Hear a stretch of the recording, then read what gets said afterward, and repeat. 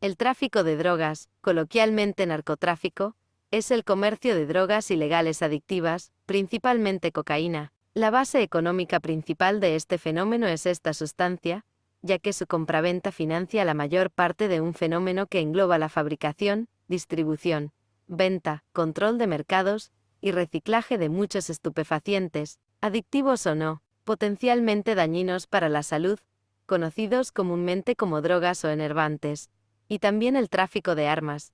Tienen una gran participación en el mercado de la trata de personas y en el tráfico de órganos. La mayoría de las legislaciones internacionales prohíben o limitan el narcotráfico, con penas que incluyen la ejecución por diversos medios, aunque esto varía en función de la sustancia y de la legislación local. Un estudio de la ONU indica que el tráfico global de sustancias generó aproximadamente 0.3216 billones de dólares en 2003. Esta cifra sería el 0.83% del Producto Interno Bruto Global en 2003, 38.95 billones de dólares. El consumo de estupefacientes se extiende de manera global. Grupos ilegales, mafias o en América del Sur, también denominados carteles o cárteles, gestionan la cadena de suministro. Los cárteles varían en tamaño, longevidad y organización, dependiendo de la sustancia, rentabilidad y volumen de cada proceso. En la parte superior de la jerarquía de estas organizaciones se encuentra el jefe del cartel,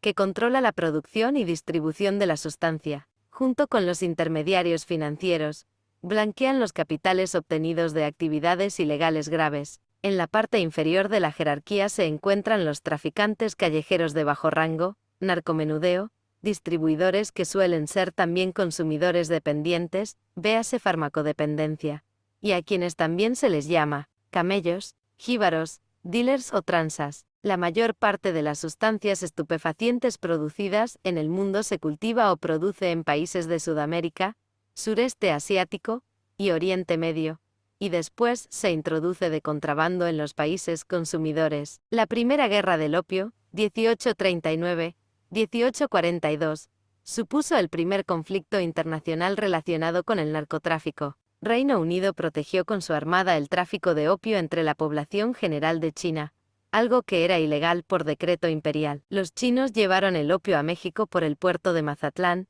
y se dieron cuenta rápidamente de que las condiciones climáticas de Sinaloa permitían el cultivo de esta planta. Así fue como se iniciaron las primeras rutas de narcotráfico hacia los Estados Unidos por territorio mexicano. Los nazis alemanes descubrieron dichos caminos de tráfico de drogas de los chinos. El uso de cocaína en Europa fue amplio y legal en el primer tercio del siglo XX. La peligrosidad de la sustancia fue reconocida lentamente. En 1884 se introdujo por primera vez en terapias de oftalmología. El empleo de cocaína, de acuerdo con la Ley de Prescripción de Sustancias Anestésicas de Alemania, está permitido aún hoy en día. La fragmentación de la URSS provocó que muchos arsenales soviéticos, en manos de regiones separatistas, entraran en el mercado ilícito de armas, en el que narcotraficantes y grupos políticos radicales fueron sus clientes principales. En 2005 el informe United Nations World Drug Report estimó el valor del mercado de droga ilícito global durante el año 2003 en 13.000 millones de dólares americanos a nivel de producción, a 94.000 millones de dólares americanos al nivel de precios de mayoreo, y a 322 dólares americanos basándose en los precios del menudeo, y tomando en cuenta las pérdidas en el proceso. Posición del gobierno estadounidense. El gobierno de los EU se ha comprometido plenamente en la lucha contra el narcotráfico. El gobierno federal estadounidense es un antagonista muy enérgico de la industria de droga, y se rige de acuerdo a las normas internacionales con respecto a la legalidad e ilegalidad de las drogas. Uno de los ejemplos más controvertidos es el Plan Colombia. Las leyes particulares de los estados varían mucho entre sí, y en algunos casos contradicen las leyes federales. A pesar de la posición oficial del gobierno estadounidense contra el comercio de droga, agentes gubernamentales estadounidenses y sus diversos recursos se han visto implicados en el comercio de droga. Barry Seal y Albert Alvesa fueron atrapados e investigados durante el escándalo de Irán-Contras, implicados en el uso del comercio de droga como una fuente clandestina de EU para beneficiar a los Contras. La página 41 del informe Kerry al Senado estadounidense en diciembre de 1988 dice que de hecho los mayores responsables de la política estadounidense no eran ajenos a la idea de que el dinero de la droga era una solución perfecta a los problemas financieros de los contras. El veterano de Fuerzas Especiales, el militar coronel Bo Gritz, jubilado, ha acusado a su país de colaborar con Manuel Noriega en el narcotráfico. En su libro Called to Serve, Llamados para Servir, aún no publicado en español, Gritz detalla su papel como un importante empleado del gobierno estadounidense atareado con proteger la relación de EU con Noriega. Contrariamente a sus metas oficiales, se sabe que el gobierno de los Estados Unidos ha intentado suspender las investigaciones científicas acerca de las consecuencias del consumo de sustancias adictivas.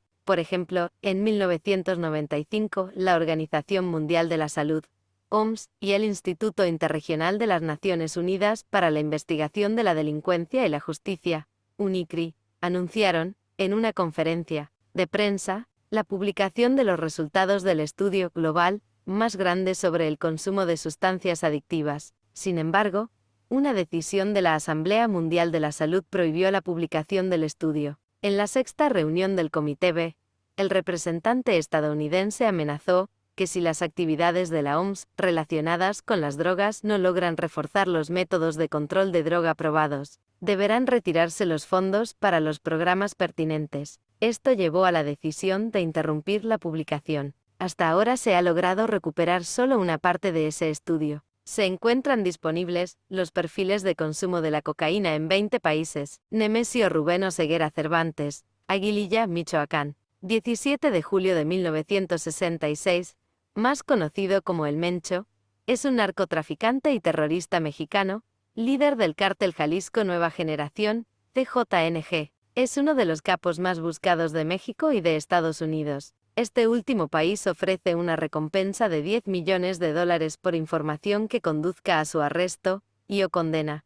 Buscado por tráfico de drogas, participación en el crimen organizado y posesión ilegal de armas de fuego. Según informes de inteligencia, fue responsable de una escalada criminal contra militares y policías, desde 2015, en varias ciudades mexicanas y de traficar drogas, presuntamente, desde América, Asia, Europa y África. Bajo su mando, el CJNG se convirtió en una de las principales organizaciones criminales de México y de las más peligrosas, haciéndole un fuerte contrapeso en la lucha por el poder de la criminalidad local con el Cártel de Sinaloa, además de su lucha a muerte contra su gran enemigo los Zetas, desaparecidos en 2018, y su facción, sobreviviente Cartel del Noreste, razón por la cual el CJNG también es llamado los Matazetas. Carlos Enrique Leder Rivas, Armenia, Quindío, 7 de septiembre de 1949, es un exnarcotraficante colombo-alemán,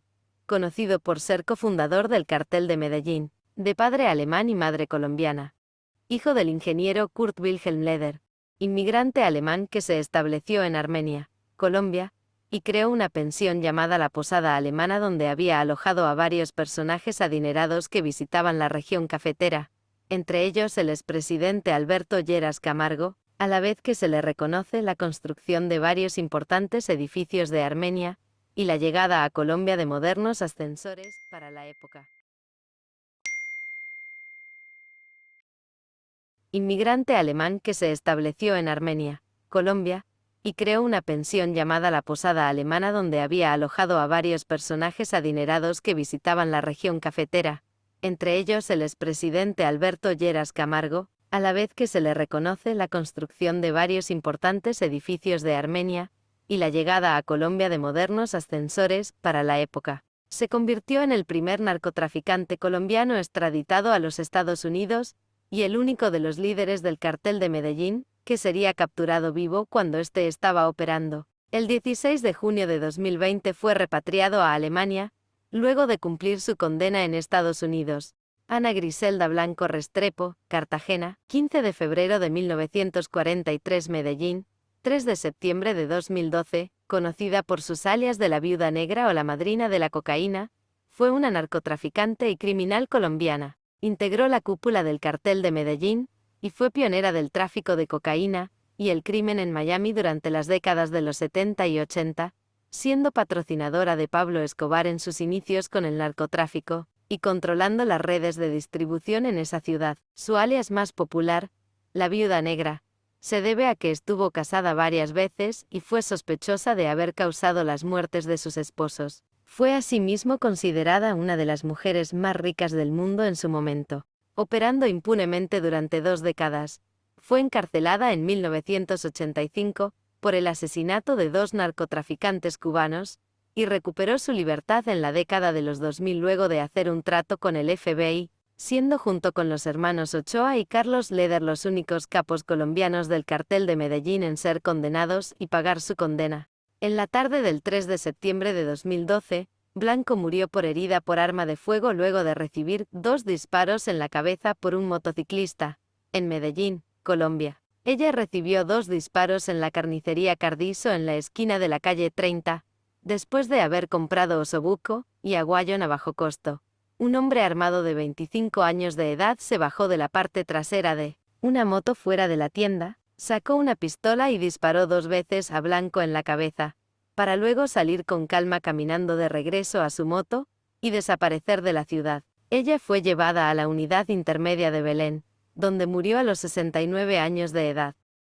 José Gonzalo Rodríguez Gacha, Pacho, Cundinamarca, 14 de mayo de 1947 Tolú, Sucre, 15 de diciembre de 1989, apodado El Mexicano, fue un narcotraficante, terrorista, paramilitar y criminal colombiano, cofundador y cabecilla del cartel de Medellín. De origen humilde, Rodríguez Gacha amasó su fortuna durante los años 1970 y principios de los años 1980 a través del tráfico de cocaína hacia Centro y Norteamérica. Tras la creación del cartel, en 1976, los medios de comunicación colombianos lo consideraron el líder del ala militar de dicha organización, y su ministro de guerra importante. Más de 1000 muertos fueron atribuidos a su nombre.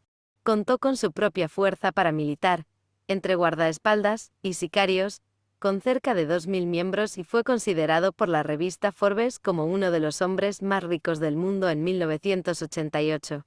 Apoyaría decisivamente la creación de grupos de autodefensa en Colombia, y orquestó el exterminio de la Unión Patriótica a finales de los 1980. Rodríguez Gacha murió el 15 de diciembre de 1989, tras una operación militar que incluyó una persecución por tierra y aire cerca de las playas de Coveñas, operación que también acabó con la vida de su hijo Freddy. Se conoció años después de su muerte, que su trascendencia no se limitó a esferas del narcotráfico, sino también al ámbito comercial, político, deportivo y social. Pablo Emilio Escobar Gaviria, Río Negro, Antioquia, 1 de diciembre de 1949, Medellín, Antioquia, 2 de diciembre de 1993, fue el narcotraficante, criminal, terrorista y político colombiano, fundador y máximo líder del cártel de Medellín. Nació de una familia campesina. Escobar desde pequeño demostraría habilidades para los negocios.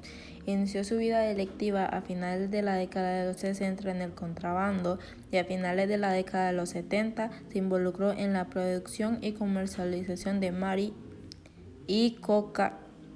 Tras formar alianzas con Gonzalo Rodríguez Gacha, Carlos y Jorge Luis Ochoa, a su clan, Escobar fundaría el Cártel de Medellín, organización en el que su aguaje monopolizó el negocio de la coca desde su producción hasta su consumo, controlando más del 80% de la producción mundial de la dicha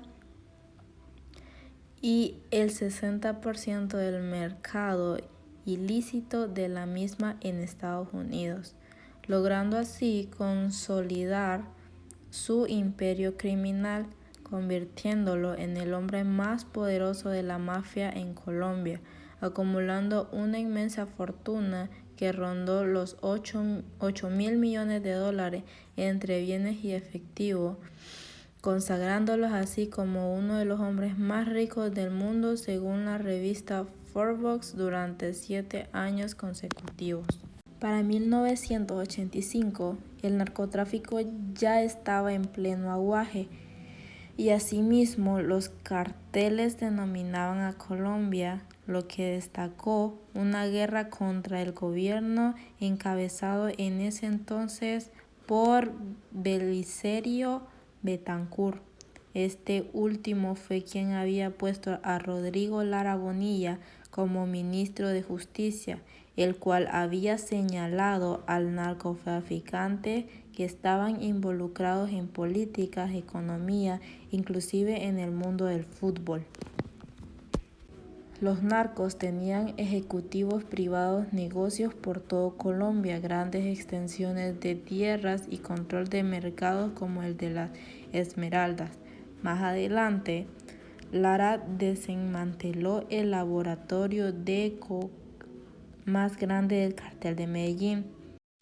Después de la consumación de la Asamblea Nacional Constituyente en 1991, que dio a Colombia una nueva institución y la prohibición de extradición de nacionalidades a los Estados Unidos, Escobar decidió someterse a la justicia con la única condición de ser recluido en la Catedral, una ostentosa cárcel ubicada en sus terrenos, tras demostrarse que aún seguía delinquiendo tras las rejas. El gobierno quiso capturarlo, pero por lo cual Escobar se fugó, siendo fácilmente por la parte trasera de la prisión, lo que fue uno de los episodios más vergonzosos por las autoridades pertenecientes del país. Tras su escape, el gobierno conformó el denominado bloque de búsqueda para capturarlo y tras 17 meses de intenso rastreo, fue tiroteado en un tejado en un sector de clase media en Medellín a los 44 años de edad, el 2 de diciembre de 1993. Joaquín Alvarado Guzmán Loera, Badiraguato, Sinaloa, 4 de abril de 1957, más conocido por su apodo El Chapo. Es un narcotraficante mexicano que se desempeñó como líder del cártel de Sinaloa hasta su extradición a los Estados Unidos en 2017. Después del arresto de Usael Cárdenas del Cártel del Golfo en marzo del 2003, Joaquín Guzmán se convirtió en el principal traficante de México. En 1993 fue detenido en el departamento de San Marcos, Guatemala, y trasladado a México. Por 8 años después se escapó de la prisión de máxima seguridad de Puente Grande en Jalisco. Se convirtió en el segundo hombre más buscado en la FBI y la Interpol después de Osama Bin Laden. Tras la muerte de este último en 2011, el ranking de los nuevos 10 más buscados que se elaboró a partir de una lista realizada por la revista Forbes colocó en primer lugar a Guzmán, a quien lo calificó como el hombre implacable y determinado. Esta misma revista calculó su fortuna en $1.000 millones. En 2013 se colocó en el lugar 67 entre las personas más poderosas del mundo. Admitió haber asesinado entre 2.000 y 3.000 personas, entre las que se encontraban Ramón Arellano. El 22 de febrero del 2014, el presidente de México, Enrique Peña Nieto, confirmó que Guzmán había sido capturado en un operativo conjunto. Finalmente, el 11 de julio de 2015, habría de fugarse nuevamente, solo que esta vez sería en el penal de máxima seguridad en el Altiplano, ubicado en Almoloya, Estado de México. La Comisión Nacional de Seguridad confirmó posteriormente que Guzmán era el único que había logrado fugarse 2 veces en el penal de máxima seguridad. El 8 de enero del 2016, el presidente Enrique Peña Nieto confirmó que Guzmán había sido nuevamente capturado. Fue extraditado por avión a Estados Unidos el 19 de enero del 2017. Después de ser extraditado primeramente, fue encarcelado en el Centro Correccional Metropolitano de Nueva York. Actualmente se encuentra en ADX Forense, prisión en la cual se trasladó después de ser sentenciado. El juicio que debía celebrarse en Nueva York el 1 de abril y después en septiembre del 2018. Se inició el 5 de noviembre del 2018 y concluyó con una sentencia condenatoria en la que se declaró culpable de 10 delitos imputados el 12 de febrero del 2019 con una sentencia a cadena perpetua más 30 años de prisión dictada el 17 de julio de este mismo año.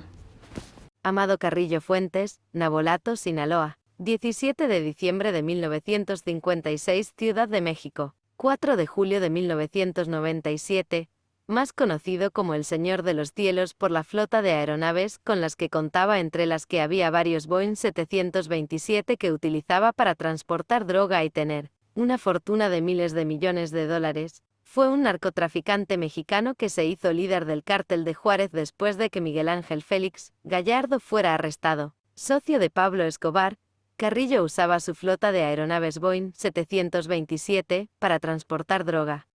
En 1997, Amado Carrillo viajó a México para someterse a una cirugía estética que finalmente no se pudo concretar, por lo que se seleccionó a un grupo de cirujanos plásticos liderados por el Dr. Miguel Ángel Orozco, quienes lo operaron en un hospital privado de México. Carrillo fue intervenido quirúrgicamente durante más de 8 horas, pero en la madrugada del 4 de julio despertó con dolores, y le aplicaron un sedante, Dormicum, sustancia, midazolam, lo que supuestamente le provocó la muerte. Dejó a 28 hijos reconocidos y un sinfín de mujeres viudas. Se cree que la muerte de Amado Carrillo no fue accidente, sino que estuvo planeada por integrantes de otro cártel. La policía tiene fundadas sospechas de que pudo ser un asesinato, así como también hay sospechas de que sigue vivo. Los doctores encargados de operar a Amado Carrillo fueron asesinados 4 meses después. Mucho se ha especulado sobre si realmente Carrillo falleció en el hospital, donde se aseguró que sucedieron los hechos. Se habla sobre un supuesto plan en el que se fingiría la muerte del capo, dándole así total libertad de movimientos. Aunque nada se ha comprobado, el misterio que rodea la historia de El Señor de los Cielos sigue siendo motivo de debate, dando lugar a documentales, libros, series, etc., sobre la vida del capo. También hay muchas especulaciones de vista, pero como dicho anteriormente, no hay nada que diga si es verdad, son solo especulaciones. Alphonse Gabriel Capone, Brooklyn, 17 de enero de 1899, Miami Beach, Florida, 25 de enero de 1947, conocido como Al Capone, al Scarface Capone, traducido al español como al cara cortada Capone, apodo que recibió debido a las cicatrices que tenía en el lado izquierdo del rostro, provocadas por navajazos, o simplemente Scarface. Fue un gángster estadounidense. Sus décadas de actividad criminal fueron en 1920 y 1930. Alcanzó notoriedad durante la era de la ley seca, Ley Volstead, como el cofundador y jefe del Outfit de Chicago. Como identidad falsa, su tarjeta de visita decía que era un vendedor de antigüedades. Hijo de padres inmigrantes italianos, Capone comenzó su carrera como delincuente en Brooklyn. Se unió a la Five Points Gang cuando era adolescente, y se convirtió en portero en locales del crimen organizado, como burdeles. Cuando tenía poco más de 20 años, se mudó a Chicago, y se convirtió en guardaespaldas y hombre de confianza de Johnny Torrio, jefe de un sindicato criminal que suministraba alcohol ilegalmente, el precursor del Outfit, y estaba protegido políticamente a través de la Unión Siciliana. Un conflicto con la North Side Gang fue fundamental en el ascenso y la caída de Capone. Torrio se retiró después de que los pistoleros de North Side casi lo mataran, y le entregó el control a Capone en 1925. Capone amplió el negocio del contrabando a través de medios cada vez más violentos, pero sus relaciones mutuamente beneficiosas con el alcalde William Hale Thompson y la policía de Chicago significaban que parecía estar a salvo de la aplicación de la ley. Capone aparentemente se deleitaba con la atención, como los aplausos de los espectadores cuando aparecía en los juegos de pelota. Hizo donaciones a varias organizaciones benéficas, y muchos lo vieron como un Robin Hood moderno. Sin embargo, la matanza de San Valentín, en la que 7 pandilleros rivales fueron asesinados a plena luz del día, dañó la imagen pública de Chicago y Capone, lo que llevó a ciudadanos influyentes a exigir la acción del gobierno y a los periódicos a llamar a Capone enemigo público número 1. Hacia finales de los años 1920, Al Capone era la figura del crimen más importante de Chicago y ya estaba en la lista de los más buscados del FBI. Su caída se produjo en 1931, cuando fue condenado a 11 años de prisión por el gobierno federal de los Estados Unidos por el cargo de evasión de impuestos, siendo enviado a la prisión de Alcatraz. El 25 de enero de 1947, murió de un paro cardíaco después de un derrame cerebral.